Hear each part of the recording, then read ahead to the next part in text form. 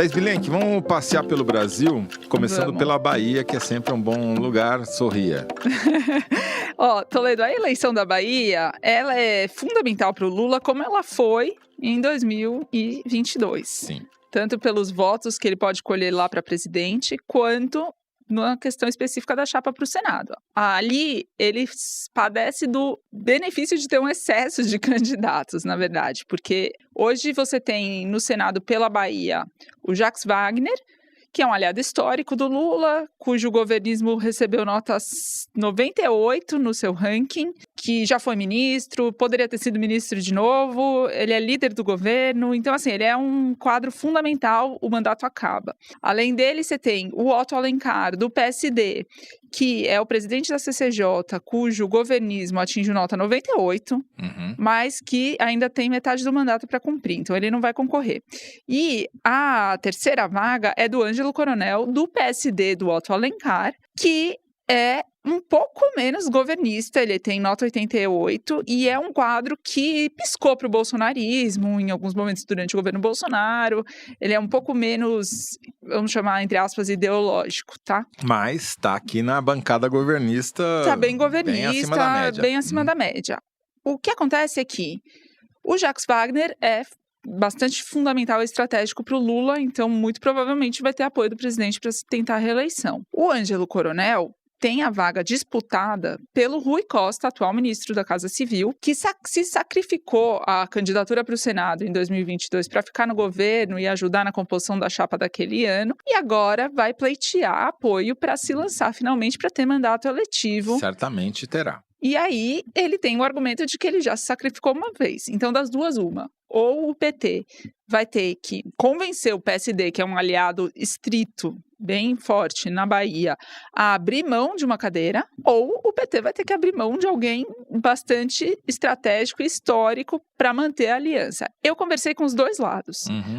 E ambos disseram que vai ser uma definição muito baseada no que tiver de desempenho, assim, de entender as condições de cada um desses candidatos na hora. E o PSD não descarta que abra mão dessa cadeira para ter uma chapa pura, porque o governador vai tentar a reeleição lá, que é o Jerônimo do PT. Então, em tese, não tem muito problema. Para o Lula não vai ser ruim, porque se ficar um PSD, o PSD na Bahia é bem governista, e se entrar um Rui Costa, vai ser mais governista ainda. Então, eu tenho a impressão que o Lula vai contar bastante com essa chapa aqui. Vai ser uma chapa que é bem importante para ele. E o Sidônio Palmeira, que é o ministro da Comunicação, foi marqueteiro deles, e enfim. Agora, vamos continuar no Ceará, no Nordeste, então, falar um pouquinho do Ceará, porque lá também a gente está falando dos estados onde é bom para o governo, né?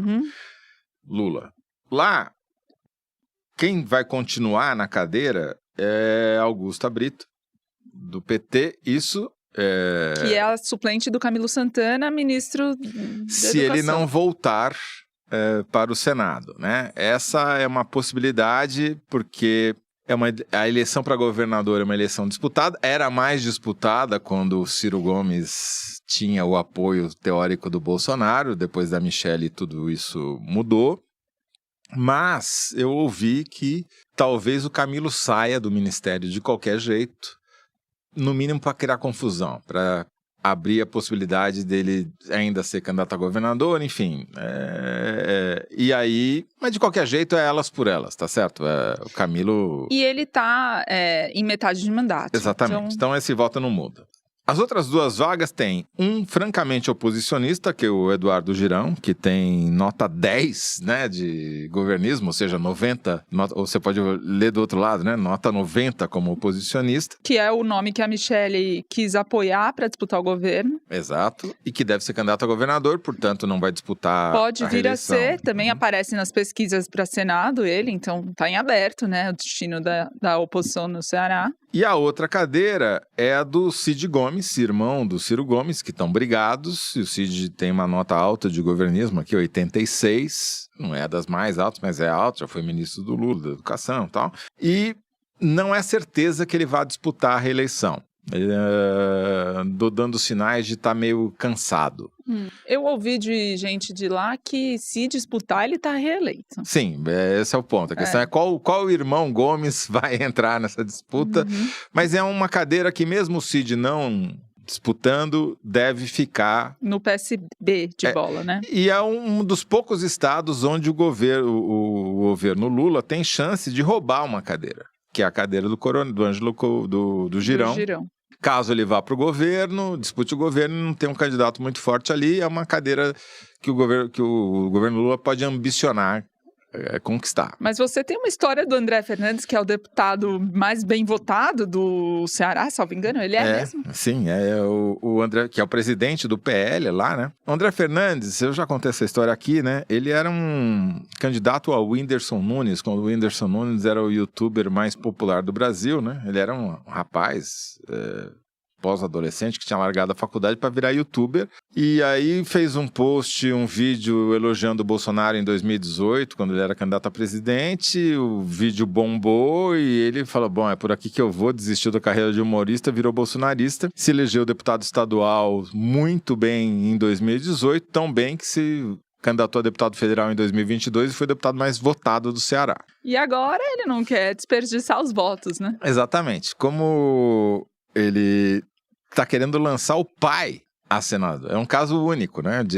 Em que não é o pai que lança o filho, é o filho que lança o pai, mas tem um pequeno problema, porque quando ele saiu para deputado federal, ele elegeu o pai deputado estadual. O pai é um pastor evangélico da Assembleia de Deus. Só que teve uma denúncia que foi reconhecida pela Justiça Eleitoral do Ceará, que cassou a chapa de deputados estaduais do PL no estado, por fraude na cota parlamentar de mulheres. Pra você ter uma ideia, teve candidata a deputada estadual do PL no Ceará, que nem sabia que era candidata. Os caras botaram lá só para fraudar. Já foi julgado pelo Tribunal Regional Eleitoral, a chapa foi cassada, eles recorreram para o Tribunal Superior Eleitoral, está no meio do julgamento, o relator já votou para referendar a decisão do Tribunal Regional, só que o segundo voto, o segundo ministro pediu vistas, tem até 60 dias. Ou seja, ele está sob júdice até agora, não dá para saber se ele vai conseguir lançar o pai. Exato. Então essa segunda vaga para o Senado no Ceará está em disputa, está aberta. Está aberta. Não está claro ainda se o Girão vai tentar ou não e como é que vai ser o desempenho. O Girão não aparece nas pesquisas a que eu tive acesso muito bem posicionado, mas com o apoio da Michelle tudo pode mudar, né? Exatamente. Agora, não é só o André Fernandes que quer lançar o pai. Segundo você apurou, tem mais gente querendo potencializar ao máximo, otimizar os votos. Então, a eleição para o Senado em Minas Gerais está bastante complicada e aberta. Por quê? Quem temos? Então, praticamente todo mundo. Porque o Rodrigo Pacheco, que é... vamos lá, então, né? Qual que é a situação em Minas hoje, né? Você tem o Rodrigo Pacheco, ex-presidente do Senado, que o Davi Alcolumbre queria que fosse ministro supremo e tal. Ele tem 100% de governismo, o Rodrigo Pacheco. E o Lula queria que ele fosse candidato a governador. Não vai ser. E em Minas, ninguém acredita nem sequer que ele vai ser candidato à reeleição no Senado, que ele acha, a maioria está achando... Ele vem falando há anos que não quer mais disputar e tal, então... Então, no máximo, talvez um lugar na Assembleia, no Tribunal de Contas, qualquer coisa do gênero, né? Então, essa cadeira está... Eu sempre desconfio quando fala que não quer mais, mas tudo bem. Mas essa cadeira está em aberto, e é uma cadeira governista. Aí você tem o Carlos Viana, que também está chegando ao final de mandato, quando é um senador do Podemos, que tem nota 58, ou seja, é um governista, assim, limítrofe, né? Pode tanto ir para cá quanto ir para lá, vai depender da votação e da negociação. Não é favorito à reeleição. E daí você tem o Cleitinho, que é um senador francamente oposicionista, mas que não... Apesar de apoiar a pauta do fim do 6x1. Em geral, vota contra o governo. 17 a nota dele. Francamente oposicionista. Isso. Que se elegeu como bolsonarista porque a onda era bolsonarista em 22. Ele é um influencer, né? E ele tem cacife suficiente para ser, aspas, independente até do bolsonarismo, embora ele não compre briga. Ele não compra briga muito com ninguém, né? Ele não é aquele cara, não é um bolsonarista feroz que vai... Ao mesmo tempo, não entregou quase nada de voto pro governo, então ele tá ali fazendo o jogo dele, do que convém pro eleitorado dele. Exatamente. Agora, tem candidatos com potencial que já se firmaram na disputa de Minas? Então, tá muito aberto, porque você tem, de um lado, quem mais aparece bem na pesquisa é a prefeita de Contagem, a Marília, que é a prefeita mulher que dirige a maior cidade do Brasil e é a maior cidade comandada pelo PT nas eleições, né, municipais, foi a maior vitória. Ela está em segundo mandato e nas pesquisas aparece muito bem para disputar uma das duas vagas para o Senado, só que tem um pequeno problema. Ela deu uma entrevista dizendo que só seria candidata se fosse a única candidata apoiada pelo Lula em Minas Gerais. E daí tem um problema, porque o ministro das Minas e Energia, Alexandre Silveira, é candidato ao Senado. E, obviamente, ele é ministro do Lula e está esperando que vai ter o apoio do Lula. Mas ele pode acabar indo para deputado federal, né? Ele tentou a eleição para o Senado em 22 e não conseguiu. E eu acho que é isso que a Marília está tentando. Está querendo empurrá-lo para a eleição da Câmara. Só que essa entrevista dela foi polêmica lá em Minas Gerais e gerou alguns ruídos, né?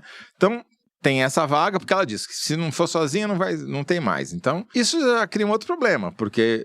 é como se você já desse a segunda vaga, né, para a oposição. Então, tem essa disputa no campo lulista, digamos assim. Daí você tem... o pai de um deputado aparecendo por aí. Correndo por fora, o Nicolas, que é o deputado mais votado do Brasil, tá jogando... por enquanto é um balão de ensaio de lançar o pai dele, como o André Fernandes está tentando, para senador. E supostamente com apoio do Bolsonaro e tal, mas é aquela coisa, né? Morto fala, né? Todo mundo agora vai dizer que tem o apoio do Bolsonaro e vai ser difícil do Bolsonaro negar, né? Porque depende de quem falou com ele por último. Mas você tem outros caras importantes. Você tem o Marcelo Aro, que é secretário do governo Zema, e é um cara que tem o apoio da máquina e por conta disso teria talvez chance. Você tem o Domingos Salvio, do PL, que é um deputado federal que tem projeção e poderia ambicionar essa vaga. Você tem o Calil, o ex-prefeito de Belo Horizonte, começou a falar agora em disputar o Senado também, só que o cara tá brigado com a direita e tá brigado com a esquerda, então vai ficar meio difícil de achar espaço na urna, né? Enfim, tá muito, muito aberta. E tem o Gabriel Azevedo, do MDB, que está tentando também entrar pelo meio. Foi presidente da Câmara Municipal, né? Exato. É um político que tenta... um meio ali, meio, ocupar um espaço de ex-tucano, assim, que hoje em dia é considerado mais moderado. Não seria ruim para o governo ter a Marília e ele como um candidato, assim, nem a favor nem contra, certo. Muito pelo contrário. Bom, São Paulo a gente não pode deixar de falar, né? Vamos falar de São Paulo, até porque...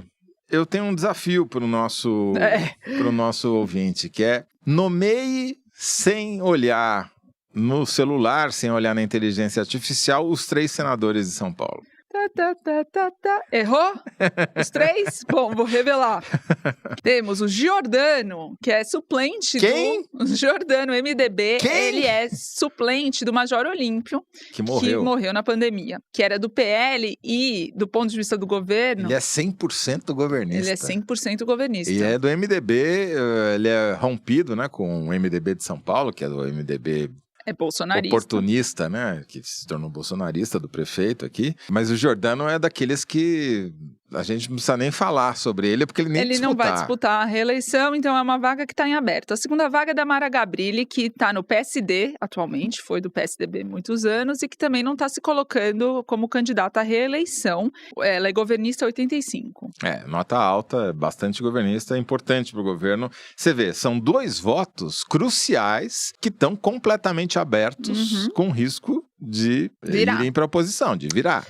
E o terceiro senador que não vai disputar a eleição porque está em metade de mandato é o astronauta Marcos Pontes, do PL, que é 20, governista 20, 80 oposicionista. 80%, exatamente. Então, essa eleição em São Paulo, ela é extremamente importante, porque são 2 votos daqueles, né, 41, daqueles 50 que tem hoje, que tem, no mínimo, chance de perder um.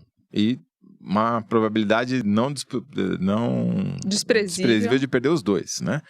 Porque quem que é candidato ao Senado? Era para ser o Eduardo, se ele voltar para o Brasil um dia, né? Mas obviamente não será. É réu agora, então assim, não tá muito fácil. Não, mas é até difícil de você, hoje, dizer quem seriam os 2 novos senadores por São Paulo. É uma disputa.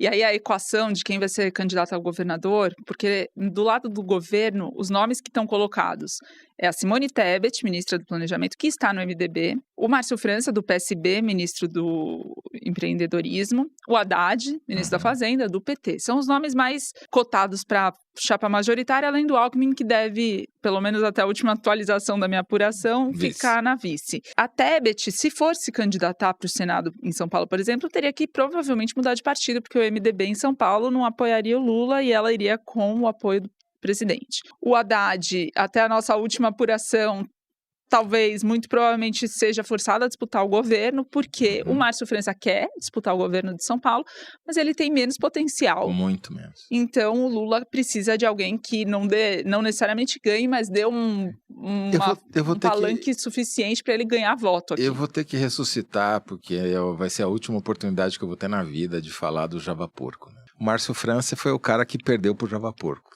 Ele era o candidato da situação e foi votar lá uma lei proibindo a caça ao Javaporco enquanto estava no governo e acabou perdendo o segundo turno daquela eleição e nunca mais se recuperou. Vai ser interessante porque o PSD da Mara Gabrilli vai lançar um candidato. E esse candidato vai passar pelo Kassab, obviamente. E aí o Kassab que vai escolher o candidato ao Senado do partido vai ser o Kassab que é secretário do Tarcísio ou é o Kassab que tem ministério no governo Lula? Saberemos. Muito bom. Não tem nem palpite sobre quem vai ser esse cara. É isso. Agora sim, daqui a pouco a gente vai sair de férias, daqui a algum tempo, e aí eu vou passar as minhas férias brincando, porque essa tabela de governismo dos senadores é uma delícia. A gente pode fazer vários programas ainda sobre isso. Muito legal, né? Agora, tem alguns que eu tenho dúvida, assim, eu não faço a mínima ideia. Por exemplo, o Marcos Duval é o segundo senador mais oposicionista do Senado. O Marcos Duval, pra quem não lembra, é aquele cara que grampeou, né, o Alexandre de Moraes. Tentou grampear. Se diz treinador da SWAT, mas veja bem, né? Eu não sei se esse cara se reelege.